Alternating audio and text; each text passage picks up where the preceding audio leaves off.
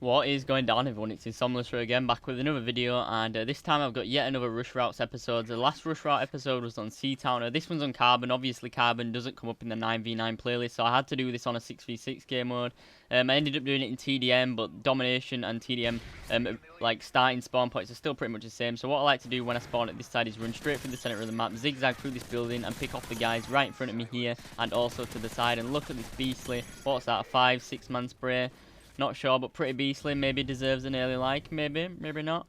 But anyways, after I get those initial kills, or maybe not get those initial kills, whatever's there, after I've kind of gone through that little starting area where I took out those initial guys, I run to the right where I did now, kind of search around this area, make sure there's no one else, and then I'll kind of circle back to our initial spawn point. And the reason for this is when I am rushing into the spawn point straight away, the spawns are very likely to flip, especially on TDM. Not so much on Domination, although it does flip if, you know, you and all of your teammates are rushing in there, or the majority of your teammates are also rushing in there with you.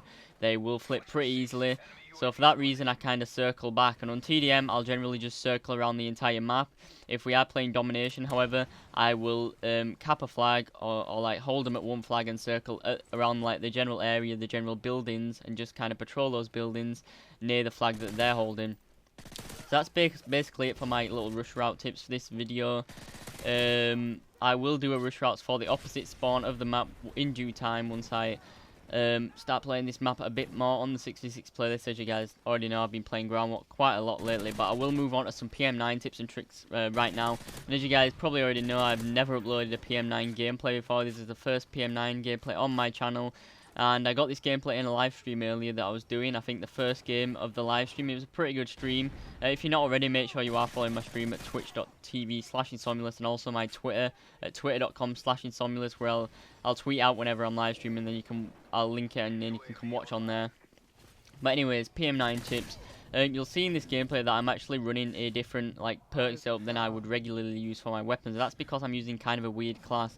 And when I am using these weird classes that you don't really see too often, like PM-9s, what's the other one, like the Scorpion secondaries only, and like the silent shotgun and stuff, I generally tend to change up my perk setup from what I'll not normally use. And you'll see in this game that I'm running sleight of hand, hardline, and also sit rep. The reason I'm running hardline is because I don't really need the quick draw from what I usually use, is because you do not really need to aim in with this weapon, and it actually is kind of a drawback if you do aim in with this weapon, as it has such a beastly hip fire and such a terrible iron sights and recoil and everything like that.